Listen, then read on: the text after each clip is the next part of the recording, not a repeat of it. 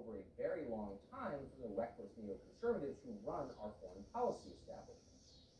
The main reason Americans were so shocked by the fall of Kabul last week is that for years, people in Washington have been lying to them about it and telling them everything in Afghanistan is just fine. It's improving, forever improving. Our sacrifice is well worth it. Our strategy is successful.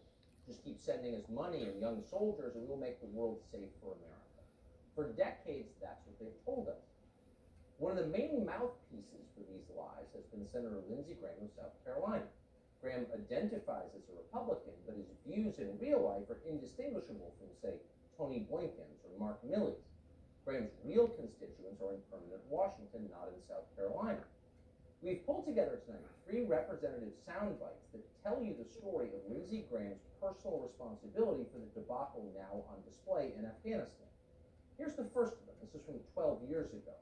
In it, Graham explains that as an Obama superfan, he is totally in favor of sending 35,000 more troops to fight a pointless war, despite the fact he knows perfectly well that many of them will die. Why? When it comes to Afghanistan, I am completely supportive of the President-elect's decision to send 35,000 troops into Afghanistan. They're needed. I would like every American to know that not only are the troops needed, unfortunately casualties are likely to increase, but we have a game plan in Afghanistan that I think justifies the expenditures of blood and treasure that's about to come. Nuzzling with Obama, telling us that unfortunately casualties will increase, but we have a game plan in Afghanistan that I think justifies the expenditures of blood and treasure. So now's the moment to ask, really, Lindsey Graham, what exactly was that, quote, game plan? And at what point did you realize that it wasn't working? Well, if Graham ever knew that his plans were failing, somehow he forgot to mention it to the rest of the country.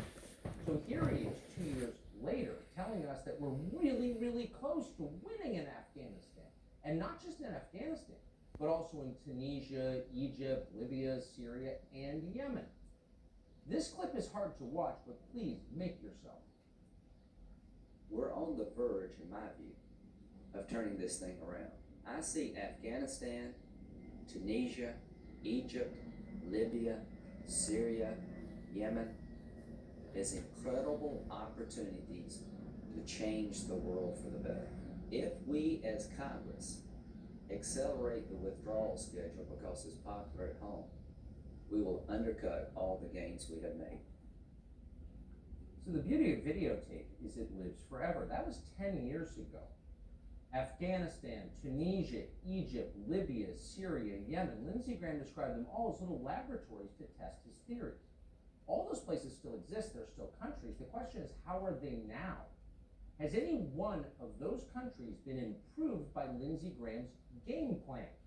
That's a good question. You have to ask the people who live in those countries, many of whom have since fled as refugees to Germany and Sacramento, California.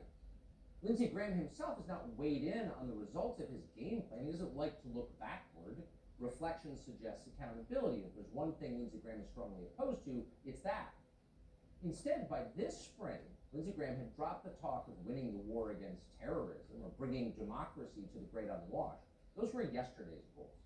The new justification for keeping troops in Afghanistan was the fight for global feminism. We've sent Marines to Kabul to tear down the patriarchy, Lindsey Graham told us. Keep in mind that Lindsey Graham said this with a straight face right into the camera. And here's the saddest of all news. As difficult as Afghanistan has been and will be, things have changed. I went over right after the fall of the Taliban. Today, there are over 6 million women who've been educated. Kabul is a very commerce-driven area.